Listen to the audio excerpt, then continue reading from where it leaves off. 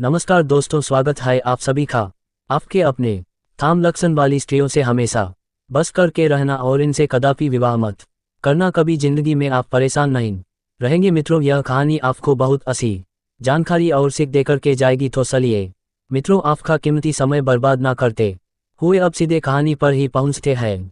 प्रिय दोस्तों, एक समय की बात है। किसी जंगल में तोता और मैना का जोड़ा एक वृक्ष के डाल पर हुआ था। तोता ने मैना से कहा कि ये मैना रानी, आज का समय बहुत ही बदल चुका है। मैना कहने लगी, पिया जी क्या समय बदल चुका है? तब तोता कहता है कि है मैना रानी, समय इतना बदल गया है कि आजकल की स्त्रियां और आजकल की लड़कियां बहुत ही स्वार्थी बन चुकी है। क्योंकि स्त्रियां अपने स्वार्थ के लिए कुछ भी करने के लिए तैयार हो जाती है, जो काम उन्हें कदापि।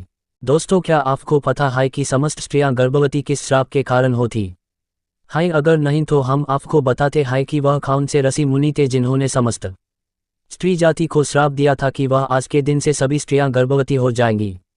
इसे मैं आपको एक कथा के माध्यम से मित्रों, एक समय की बात है। भगवान भोलेनाथ अपने कैलाश पर्वत पर विराजमान थे। तब उनके पास माता पार्वती आती है और कहती है, हे प्राणनाथ, आज मैं आपके पास एक प्रश्न के उद्देश्य से आई हूँ। तब भोलेनाथ कहते हैं कि हे पार्वती, बताओ कौन सा है वह तुम्हारा प्रश्न? तब पार्वती कहती है कि हे प्राणनाथ, इस सरासर जगत के स्वामी, मेरा प्रश्न यह है कि वह कौन से ऋषि थे जिन्होंने कलयुग की स्त्री को गर्भ धारण करने का श्राप क्यों दिया? देवी पार्वती आगे कहती है कि स्त्रियों में ही गर्भ की उत्पत्ति क्यों होती है? संसार में केवल स्त्रियां ही गर्भ धारण क्यों करती? इसके पीछे क्या कारण है? यह कष्ट केवल स्त्रियों को ही क्यों सहन करना पड़ता है? यह बात सुनकर भगवान भोलेनाथ कहते हैं कि हे पार्वती, यह प्रश्न प्रत्येक कलयुग की स्त्री के लिए महत्वपूर्ण है, क्योंकि पहले नहीं था। पहले की स्त्रियां गर्भयुक्ति नहीं होती थी। हे देवी पार्वती, मैं तुम्हें इस प्रश्न का उत्तर एक कथा के माध्यम से दूंगा। तब देवी पार्वती कहती है कि हे प्रभु, कृपा करके वह कथा सुनाइए। तब भगवान भोलेनाथ कहते हैं, है मैं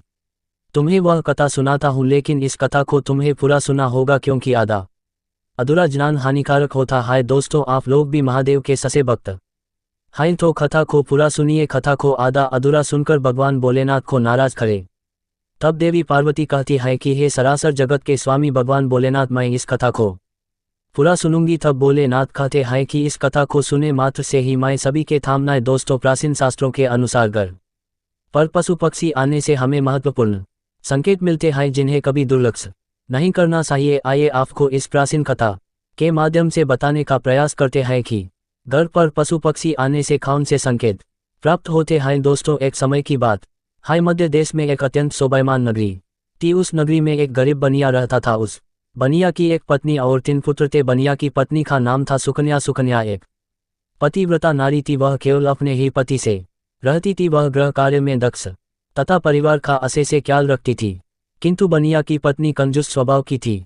वह एक एक पैसे का हिसाब रखती थी। एक पैसा भी खर्च करते समय वह से लाथिक बार सोचती थी। घर के अन्न का एक दाना भी वह खराब नहीं होने देती थी। घर को रोज स्वस्थ करना, घर के आंगन। मित्रों, आज की इस वीडियो में हम आपको बताएंगे कि किस कारण मनुष्य के जीवन में दरिद्रता आती है। वह कौन सा पाप है जिसे करने के बाद देवी लक्ष्मी मनुष्य के घर को त्याग के चली जाती है, और वह कौन सा पुण्य है जिसे करने से देवी लक्ष्मी देव उस घर में वास करती है। तो चलिए दोस्तों, जानते हैं इस कथा के माध्यम से। एक समय की बात है। एक दिन गरुड़ देव भगवान श्री कृष्ण के पास जाते हैं और बोलते हैं, मेरा आपको